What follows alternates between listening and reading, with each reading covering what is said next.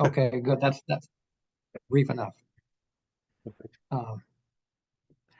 So I was a little bit disappointed that Matt didn't recognize the additional degree behind my name, but all of you should be very aware that that's trained at Natividad Medical Center, which is something that you can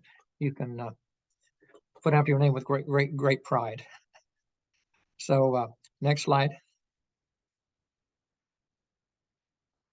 So a lot of people don't know the difference between human rights law and international humanitarian law, so I'm just going to briefly cover that. Just hit the tab bar. So international humanitarian law is usually thought of as the Geneva Conventions. It's also referred to as the Laws of Armed Conflict, LOAC. And international humanitarian law really refers to the behavior between combatants and non-combatants in international conflicts or wars. Next, tap it again. And this goes all the way back to 1800 BC with the Code of Hammurabi. And just tap it again, and Matt will give another example of this.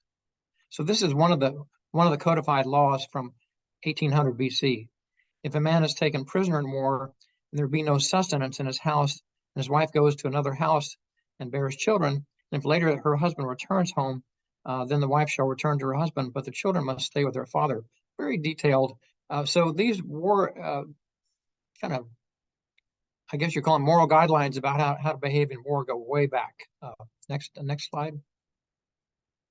But human rights law really confirms a morality outside of conflict and everyday situations, and it's relatively new. Next, tab it again, Matt. So the date December 10th, 1948 may ring a bell. At about 2:38 in the morning, the fledgling United Nations passed the Universal Declaration of Human Rights on a voice vote of 58 to 48, and ushering in the era of human rights. Hit it again, Matt. So they were pretty worn down by that time about debating this thing in detail, and it had been led by Eleanor Roosevelt, who did a marvelous job of understanding the politics of what was going on there. Next, tab it again, Matt. So we continue to celebrate this, but part of the reason I'm giving this lecture today is that so some of you may want to give a similar lecture at another time, because it's really quite alarming all that Vladimir Putin is dismantling and attempting to put into the dustbin of history. So next, tab it again. So the beginnings of the human rights era. Generally, people think about starting with the UDHR. Go ahead, Matt. Next. Which was December 10th, 1948. But actually, there were two things that preceded that were really essential for the establishment of an international human rights regime. Next slide. The next one. And one was the UN Charter, which mentioned human rights 7 times. It was not mentioned at all in the draft charter, but there were trade unions, there were NGOs, there were human rights activists in San Francisco during that time when that charter was being established, and they raised the visibility and content of human rights in the charter greatly. Next slide. But really, what was even preceded that was the trials of Nuremberg in Tokyo in 1945 and 46. And their importance was they established what we know today as crimes against humanity. And those are crimes that are so heinous that they're crimes not only against the victims, but crimes against all of us. And very important in the establishment of that crime was the fact that one didn't have to be tried in the jurisdiction where that took place. And that was terribly important, because we think of only the major 5 or 6 concentration camps that we know of, but later we would discover there was as many as 600. And this establishment of trials of crimes against humanity allowed many of the perpetrators to be tried in Germany, even though their crimes might have taken place in Poland or someplace else. Next slide. So those are really the foundation blocks of the universal human rights system, the foundations and in the trials that went on and in the UDHR. Next. When the UN Charter called for a code to be established, a code of human rights, this work began in 1948, and it took almost 20 years for the two main treaties governing human rights to be hammered out, largely in Europe by the European Commission on Human Rights, who were at the forefront of all this. And the first one was the International Covenant on Economic, Social, and Cultural Rights. And those are the rights that the U.S. was not willing to recognize, but the socialist bloc countries were, like education as a right, healthcare as a right, housing as a right, things that required the state to actually invest resources. Next slide. And then the other one was the International Covenant on Civil and Political Rights, which we recognize here: the right to free speech, the right to free press, the right to gatherings, the right to form a trade union, those types of rights, which were split into another covenant that and the U.S. has still not signed the first of the covenants, although we did sign the one on civil and political rights. And together, these kind of form the foundation of what is called the international human rights regime. Next slide. So these, one more time, Matt. These were then supplemented by a series of very specific treaties, because if you read these international covenants, they're generally fairly broad. And so in the next 20 years, the UN promulgated a number of very specific treaties. One that was passed in 1948 but not signed by the U.S. until 1988 was the Convention against Genocide. Next. And then the Convention on the Elimination of All Forms of Discrimination against Women. Next. Then the Convention Against Torture. Next. Then the International Convention to Ban Landmines, which I was very involved with. Next. The Convention on the Rights of the Child, which the U.S. is still not signed, and we'll get to that a little bit later. Next. The Convention on the Rights of Persons with Disabilities, which we have not ratified either. And finally, the Convention on the to protect people from enforced disappearances. Next slide. So there are 20 of these treaties, and when each treaty is established, they establish a threshold for when it can enter force or actually become law. And that depends on the treaties. For instance, in the Convention Against Torture, it took 20 countries when 20 countries had ratified it, they agreed it would enter international law. Some have higher standards, but all of them must be taken back to the parliaments of those countries, in a case it's our Senate, and be ratified. When that happens, when that threshold is then reached, then that treaty enters international law. And what's important about this is there's such thing as customary international law. So even if a country has not signed one of these, but the rest of the world is going along with it, then other countries can be held accountable according to customary international law. So even if a country like the U.S. doesn't sign a number of these things, in a way they begin to be bound by them, by their behavior. Next slide. So supplementing all this, of course, we have NGOs like Amnesty International, like Human Rights Watch, that are really the watchdogs that hold nations accountable to these standards when they've signed these things. And as we'll see a little bit later on, it's very easy to sign these things. The dictator in Chile, Augusto Pinochet, ordered their Senate to ratify the Convention Against Torture when the regime there was just known for torturing people. And rather than kill them like many countries did, the Chileans wanted them to go back to their neighborhoods as broken human beings, and for people to see them, and people know that's what happens if you cross the regime. And so there were tens of thousands of people who had been tortured in that country when they signed that treaty. And the NGOs that work on this, were monitoring very carefully what the Chilean government did, and they knew that Pinochet went to London about once a year for a shopping trip, ostensibly for a medical check as well. And they passed this word on to a judge in Spain, whose name will be remembered forever in human rights, Balthazar Garzón, who read what was going on in Chile. He sent his own investigators there, which judges in Spain do. They have their own investigators, and determined that it was true that they were torturing people without any kind of limits there or shame at all. And he indicted Pinochet in a sealed indictment at that time. And 2 years later, Pinochet went to London.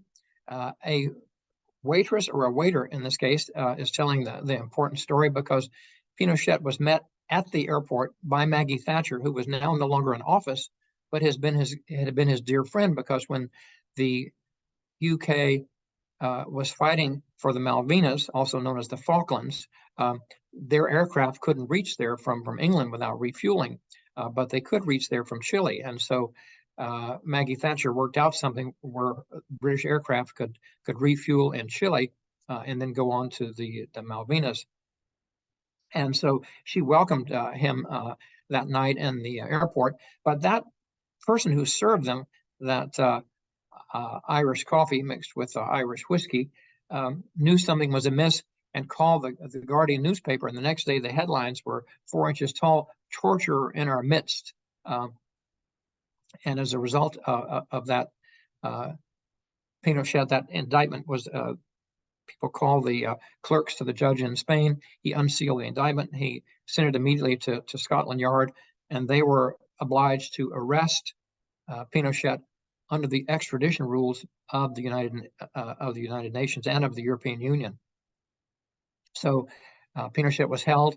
That court case went up and down, and it lasted a full year. And almost at the time the verdict was announced, somebody discovered that the wife of one of the judges had made a contribution to Amnesty International a long time in the past, and it was declared a mistrial.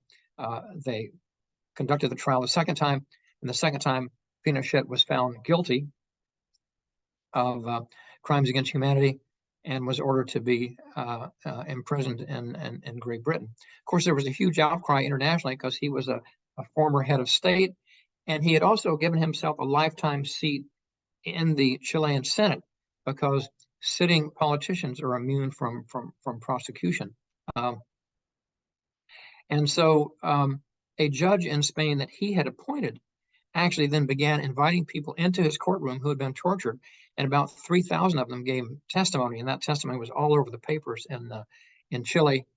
Pinochet was also put on trial for money laundering money in the Riggs National Bank in Washington, D.C. And although he was never convicted, the son of a man whom he had assassinated, Francisco Letelier, once told me that his family understood that he'd been tried in the court of public opinion, and that was about as good as they could get, and they were very content with that. And so NGOs play an incredibly important role in this whole human rights regime. Next slide. We also have regional courts, which are increasingly important as well. The European Court of Human Rights, the American Court of Human Rights located in Costa Rica.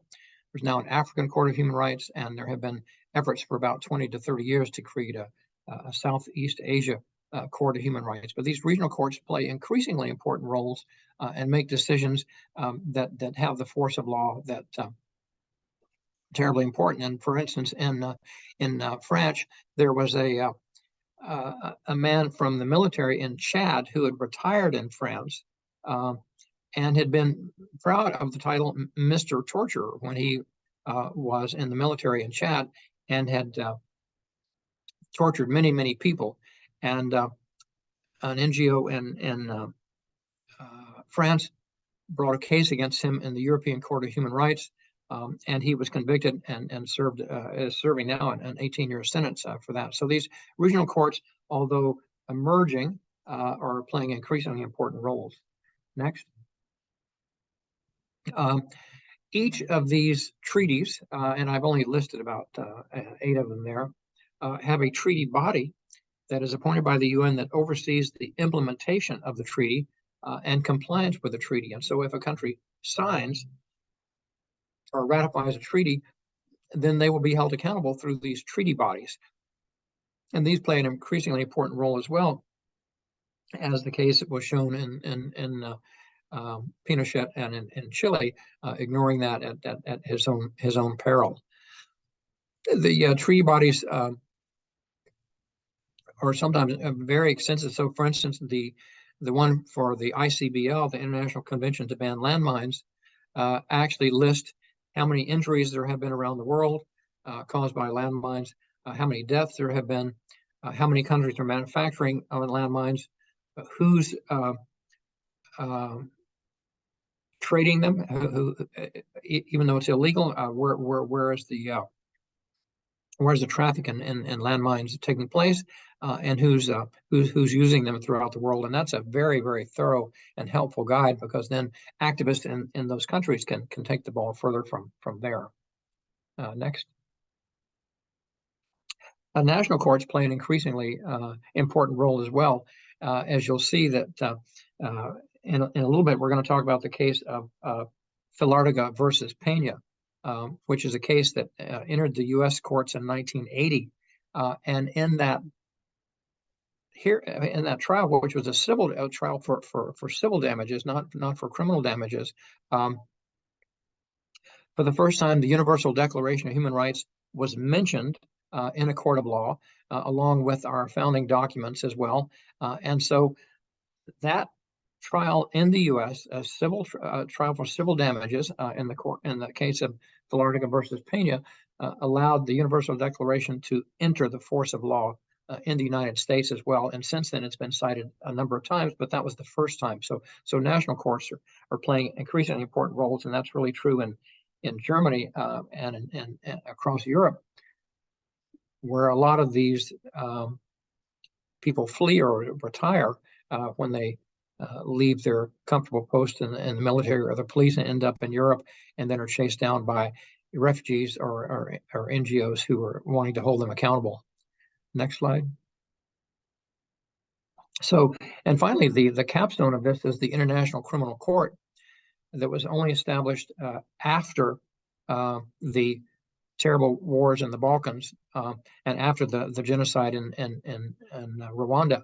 And in both these cases, there were international tribunals set up to adjudicate the range of human rights abuses, which ranged from genocide to crimes against humanity to defining rape as a crime of war. Finally, for the Balkans,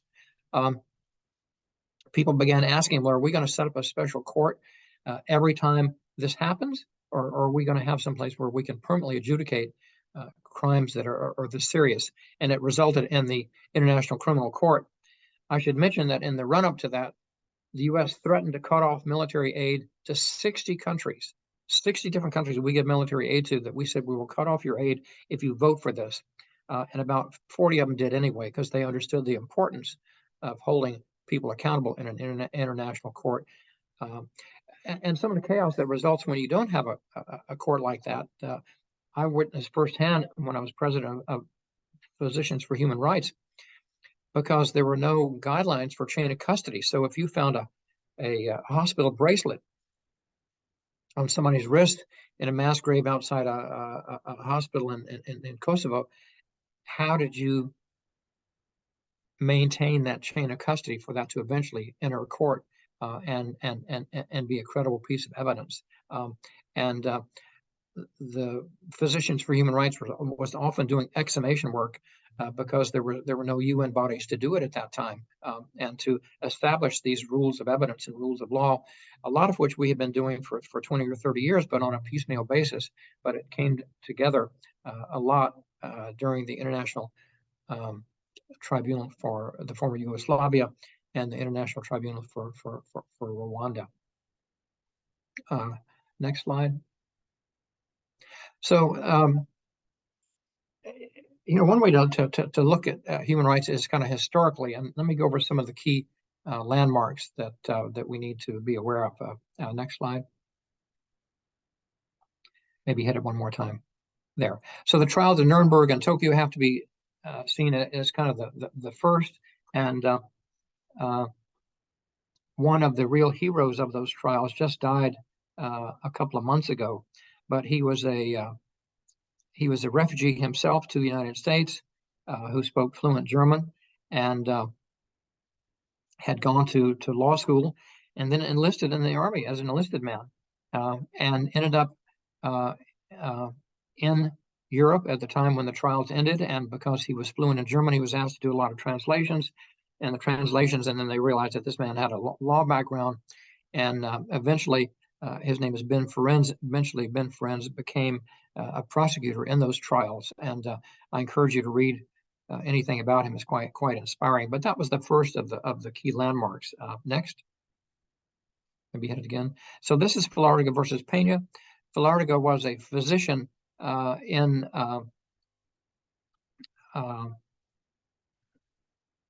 Latin America, and he was treating the Guarani people who were natives in Paraguay, and the leader of that country was extremely discriminatory against them and accused Filartiga of being a communist for treating these indigenous people for free, and even treating them at all was something really irritated him.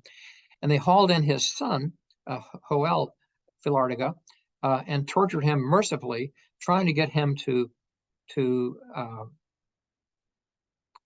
turn evidence on his father. And there was no evidence to turn, and he refused to do it, and he died in custody. The Filartiga family fled the United States, as did Pena, who was head of the police in Paraguay. And eventually, Filartiga's daughter discovered that Pena was in the country, and they used the Alien Tort Claims Act, a law passed in 1796 to allow the U.S.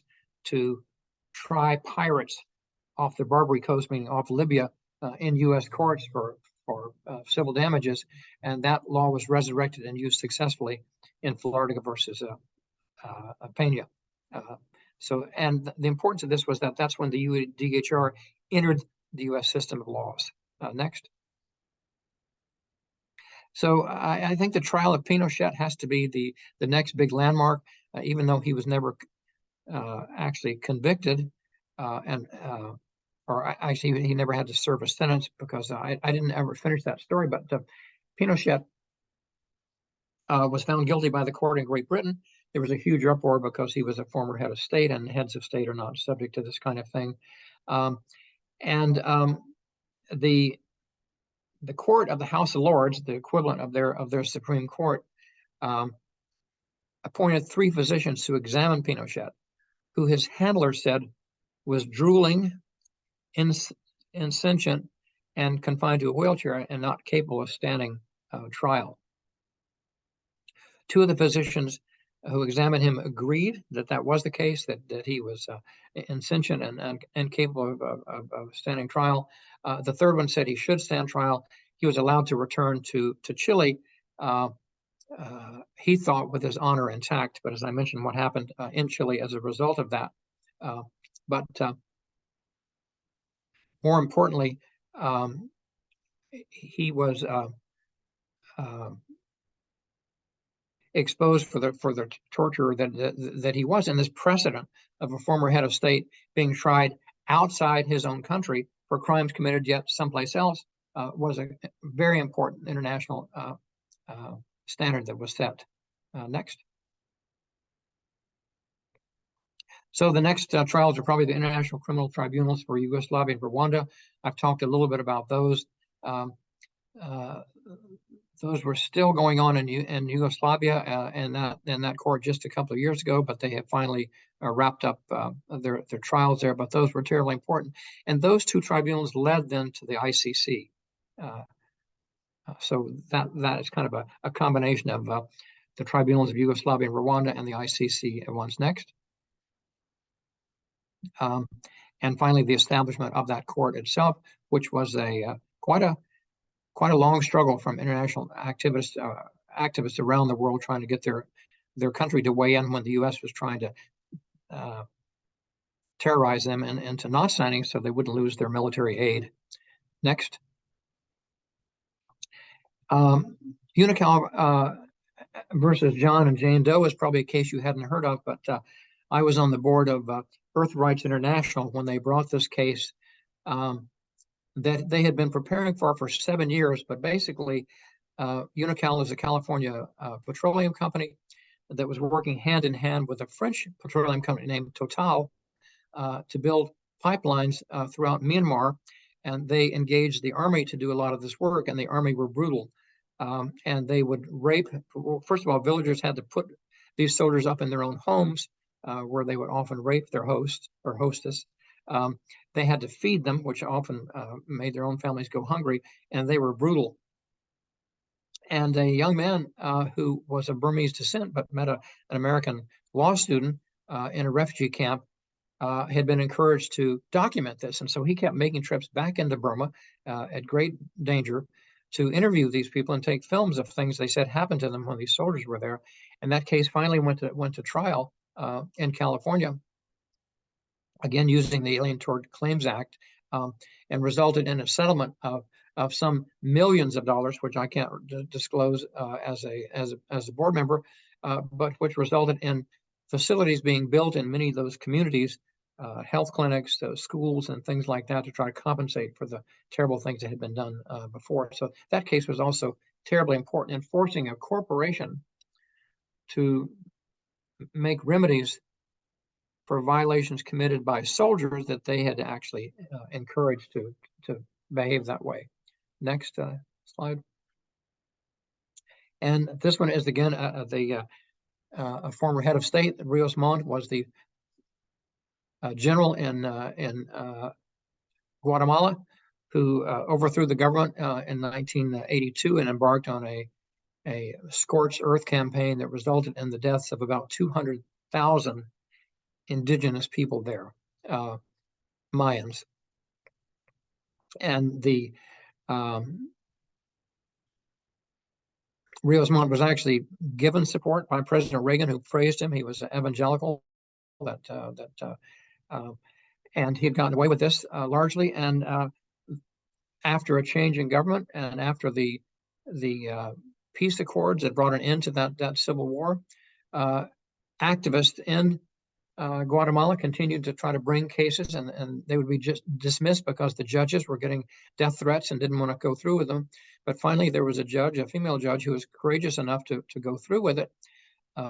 And after a 2-year trial, Rios Montt was found guilty of genocide, and many of the indigenous people whose villages he had raised, and some of whom had been raped and barely survived, testified against him. So here you have in a court of law a former president, a former general, and having to face the victims that he tried to kill and to eliminate. He was found guilty. It was an incredibly important case, but was overturned later on a technicality, largely because of the wealth of the military and his economic friends. But the precedent had been set, and nevertheless, dictators around the world began to realize that if they travel someplace for medical leave or to go shopping, like Pinochet did, that they could be nabbed and held accountable in a court of law outside their own country. So who knows what that next one will be? It'll be a starburst that your generation decides should go up there. So this is I realize it's like taking a drink of water from a fire hydrant. This course I call Human Rights 101. I've taught it in a full-day seminar. I've taught it in a 3-day seminar. I've taught it as a full semester course. I've taught it as a 1-month course in J-term at Harvard, and as a full semester course, and you're getting it in less than an hour. So it's a lot to absorb. And I've asked Matt to make available to you, and Matt, forgive me the imposition and the late notice, of some materials that you may want to use someday if you're ever going to give a similar lecture to people. So one of them is called Human Rights 101. It's written by the American Association for the Advancement of Science, the AAAS, and is a good, concise 17-page overview of international human rights. The other one is just a 1-pager about the Universal Declaration of Human Rights. It's important to kind of start there because there's some very basic things in there, like children have a right to play. there is a right to play recognized by international law. So it's worthwhile to get to know the UDHR as well, because people really don't understand much about it as the foundational document. So those are resources that I wanted you to have access to in the event that you ever want to give a lecture about human rights or explore human rights further. I personally have come to believe that human rights and public health are interlocked in such a way that anytime you improve human rights, you improve human public health. Anytime you improve public health, you improve human rights as well. And so all this can seem kind of discouraging when you see how easily someone like Vladimir Putin has kind of dismantled this international human rights system, as well as the international finance systems, international business systems, and the rest that's come tumbling down with the attacks in Ukraine. And that's why I think that much of the Western world is unwilling to let this happen, because if it is allowed to happen, it'll happen again, and then somebody else will do it. And this 75 years of work that have been put in since 1948 will have been a little bit in vain. So I'm going to stop there to see if you may want to add some comments of your own, or if you have any questions. Feel free. Anything is fair game.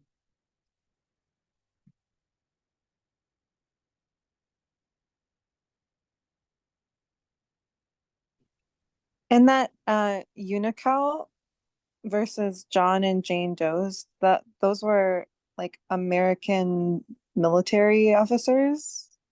No, those were they were going to hold some of the Burmese military accountable. And the reason this didn't go to trial is because Unical thought the publicity, we really couldn't have held those individuals accountable, but what they did would be brought to the public view and would be seen on televisions around the world. And Unical thought this would be really damaging to their public image, so they folded. They paid millions to settle the suit rather than let it go forward. But that was adjudicated in an American court of law in California.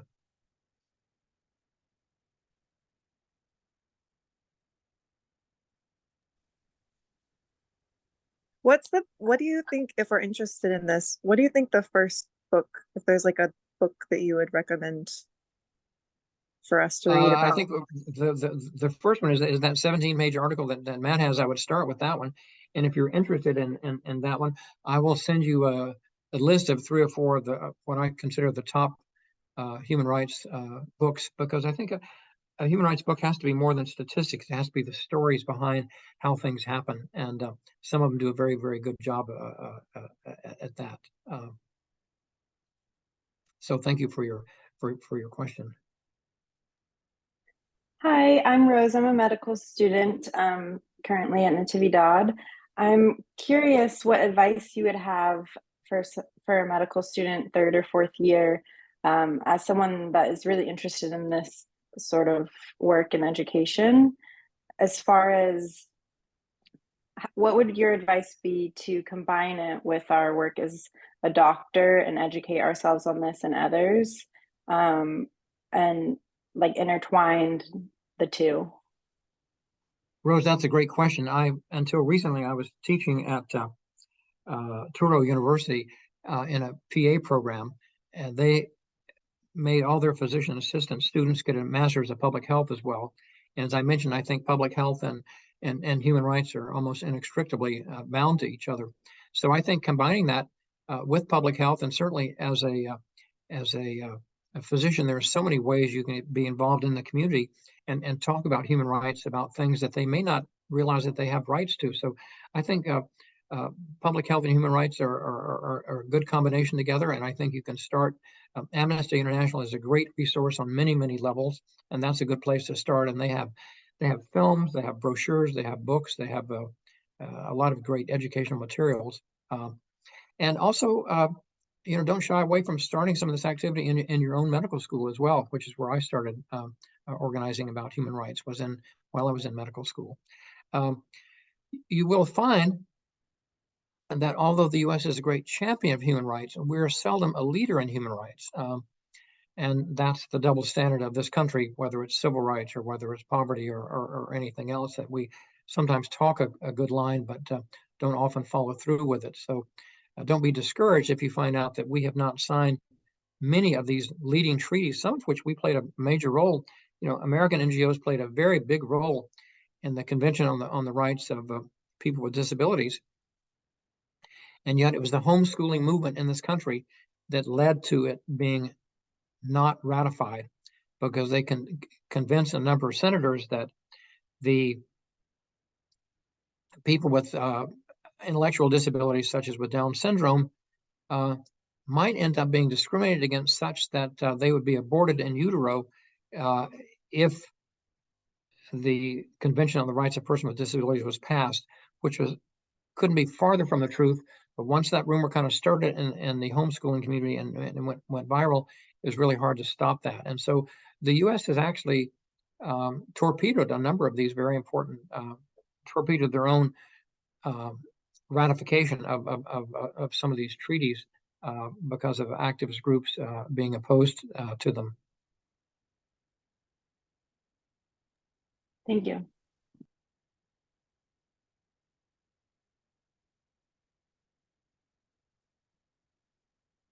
I might mention as well that almost always when I taught human rights, and today was an exception, but almost always when I taught human rights, I would try to find some film clips to go along with them, because I think you can convey in 3 or 4 minutes of a film clip what it might take 100 pages of written documents to convey in terms of the power of the emotion and the images of what's going on. So I seldom talk about human rights without having films, and there's so many wonderful things out there to accompany them.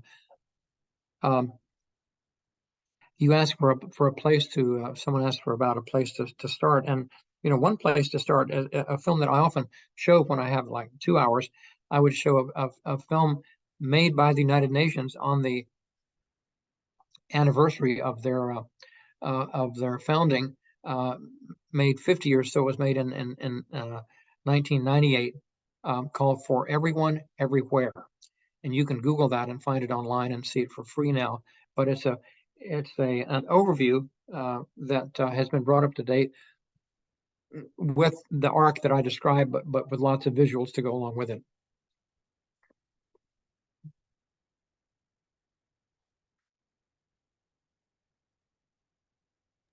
Charlie, who would you say are the main international sort of drivers of advocating for human rights now? I think it's changed over the decades. Oops, medical alert, emergency room, bed 7. Medical alert, emergency room, bed 7. I guess besides the UN International Criminal Court, which countries, organizations, advocacy organizations, would you say are sort of the most impactful now in advocating for human rights? I think the European Court of Human Rights plays a huge role today in this, and is where the rubber meets the road in many cases, especially with the wave of refugees coming to Europe from across the Mediterranean and from Asia and Africa. They're terribly important. I think NGOs continue to play a very important role, and I think as leadership changes in countries, we see that some leaders pick up the challenges and other ones don't. But certainly where this is being played out day to day is in the Ukraine today, and I think they've done an amazing job of both trying to document what's happening, because if it's ever going to come into court of law, it has to be documented, and responding to it in a humanitarian setting as well. So I think that you know, some people in the U.S. are outspoken and quoted around the world, and too seldom it's our own leader who's not in that role. But I think that can change with time as well. Certainly, I think that the Trump administration probably set us back 10 or 20 years in terms of human rights, both the way they responded to it domestically and undermining our efforts internationally at that effort. But also, human rights is a story of constantly of 2 steps forward and 1 step backwards. You know, when I was working in El Salvador as a physician in an area that was bombed or rocketed or strafed every day by American supplied aircraft, some of which I had flown before, it was a very dark period, and our president was being applauded for what he was doing there. And yet that was eventually all turned around, and it was turned around by activists, by people who belonged to CISPAS, by people who belonged to churches who wouldn't go along with it, by people who would get involved in electoral politics and try to create PACs that would support people who voted against Reagan. So you know, even the most terrible things can be turned around with concentrated and sustained effort to do so. Often human rights is finding the will to do that, to sustain that particular campaign or battle. So a few years ago, I was part of a group that created an organization called Every Woman, because we were convinced that if we could create an international treaty similar to the landmines treaty that bound countries to a code of behavior that did not include allowing women to be beaten without any consequences, that we could change the course of history. We've been working on that for some years now, and it's making progress, and those conversations are taking place, and more people are open to that and are wondering how we can not have a treaty that protects half of humankind, even as we couldn't pass the ERA. You know, we could not pass the Equal Rights Amendment in this country in 1977, and I don't think we could pass it today. But it doesn't mean that we don't need one and shouldn't work toward it.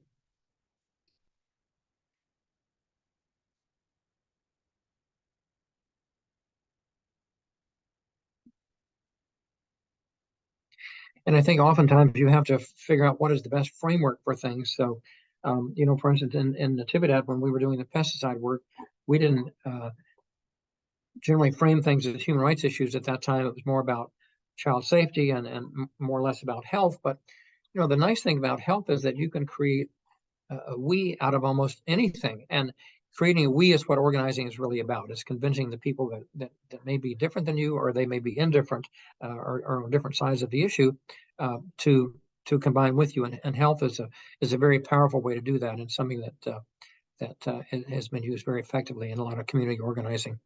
So you have that asset in your back pocket.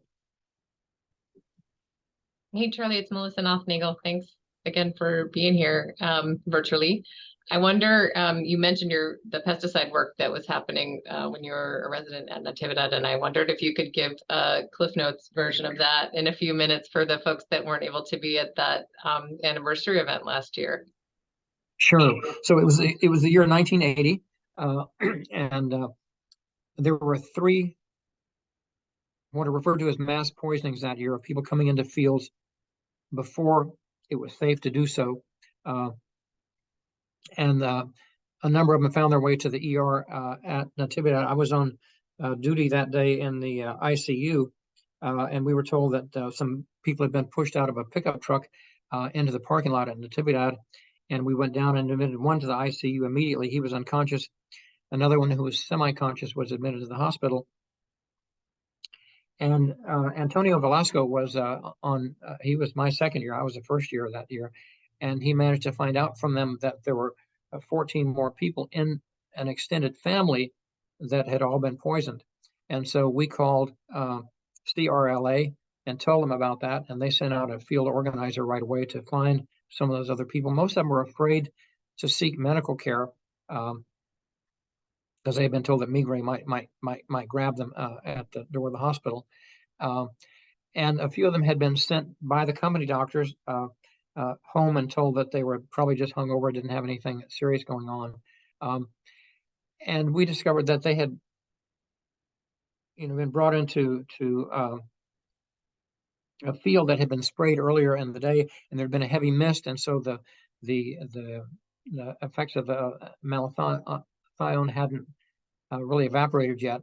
And there's no measure of how much of that was in people's blood, but we could tell that they had neurological markers that were depressed, And we convinced those people to allow us to draw their blood once a week. And we set up a clinic where they could be treated for free, thanks to Natividad. Bill Monning, who was a lawyer in town, took up their case with a lawsuit. And we won about a $350,000 settlement to provide them with a means to stay alive, because they shouldn't be working when they were recovering. And there were two more of those incidents that year involving more people. And we were not shy about trying to get press around this and trying to have the public understand what was going on, that these same pesticides that were used for killing insects could kill their children, and waged a campaign based on public safety more than anything else, and finally convinced the Board of Supervisors to pass the posting law, the first of its kind in the state, that meant they had to put a skull and crossbones every 100 meters, and on that sign they had to say what was sprayed and when the field could be safely re-entered. And I contrast that to when we were trying to figure out what happened in the 3 poisonings that were going on, is they had to go through these files of thousands of 3x5 cards that might have scribbled on them what was sprayed, and you have to go through those files for every segment of agricultural land that was being sprayed. It was almost impossible to ever find out what people were exposed to. So that law made a big difference. And then 2 years later, it became statewide. And has since been replicated around the country. But I think it was the activism of the residents in pointing all this out, and the lead roles that Antonio and Bill both played that made a big difference. But I would say that half the residents were involved in one way or another in those activities.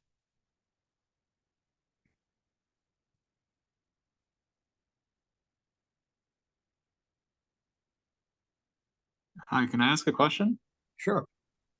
Hi, I'm Jason, one of the second year residents. Thank you so much for coming to speak with us. It's really exciting to hear a little bit more about the work that you've done. And my question is, could you speak a little bit about what your time at Natividad, how that contributed to your formation?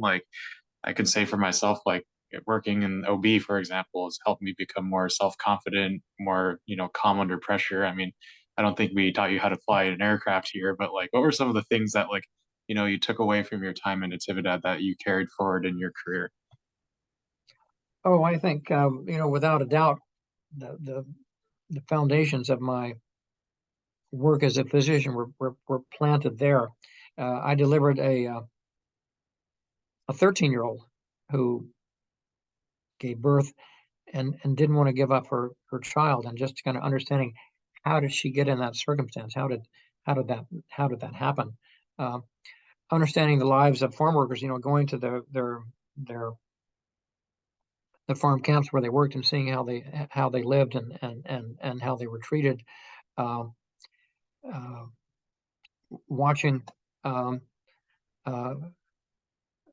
families who were afraid to seek health care because they were afraid that migraine might and apprehend them. All those things were planted. I think, when I was a medical student, I began entering the lives of my patients, that is, trying to understand their lives on a granular level. And I think that was encouraged at Natividad and made a huge difference. But I carry Natividad with me to this day.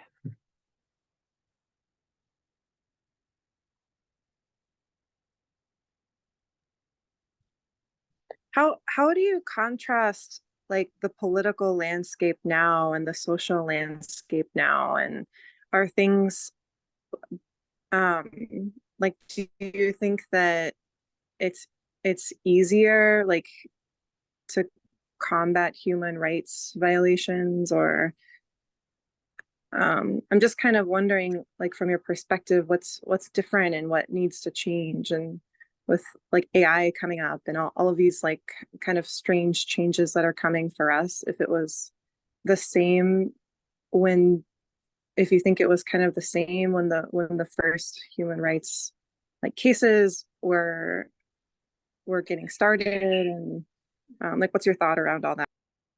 Well, I think that things are more polarized now than they were in the 1980s.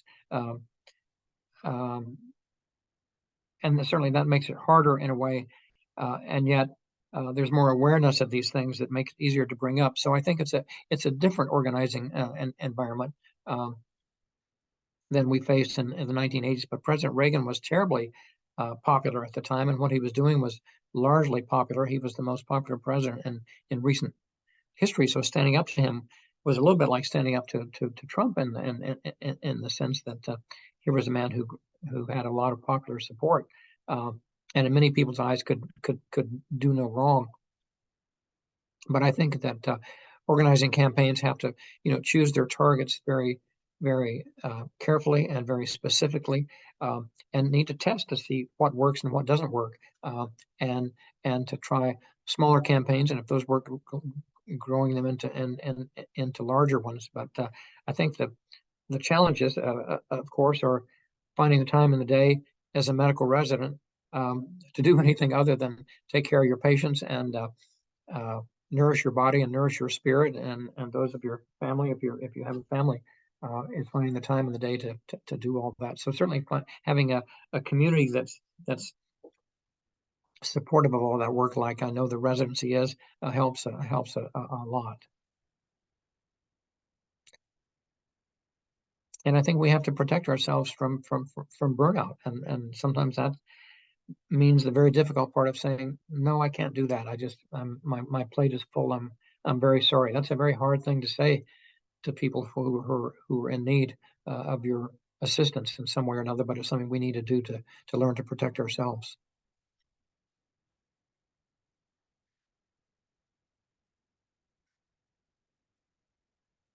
I will close. I know that you like these to last an hour, with some a quote from the Talmud. I was on an emergency human rights mission to Iraq in 2003, about 6 weeks before shock and awe, and I'd been to a pediatric hospital the day before, in which nothing worked.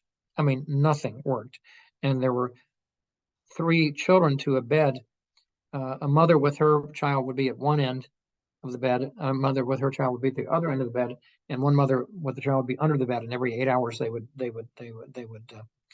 switch. So one on the floor would have access to the bed. And a pediatrician took us around, and we had professional translators with us who were tour guides in Jordan, because we didn't trust the Iraqi government to translate accurately for us. He took us around the hospital and showed us everything that didn't work. And I put a lot of that in an email that night sent to about 20 people around the world and said, share this with whomever you can. And I was later told that email went to about 500,000 people. But the next day I got a response from a woman in the West Bank, and she said, as terrible as things are here, they've never been as terrible as you describe. I'm sending you something that I find comforting, and I hope it can comfort you as well. And it was a quotation from the Talmud, and it goes, "Do not be daunted by the enormity of the world's grief. Do justly now. Love mercy now. Walk humbly now. You're not obligated to complete the work, but neither are you free to abandon it." And that has helped me enormously since that time.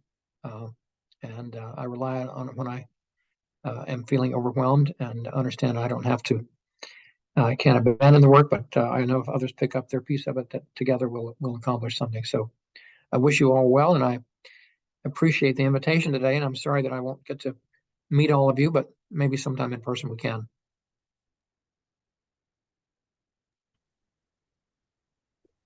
Thank you, Charlie. Thank you so much. Thanks so much. We're all looking forward to continuing that fight to build consensus and expand and strengthen human rights. And you've inspired us so much today. So thank you so much. You're all very welcome. Thank you. Thank you.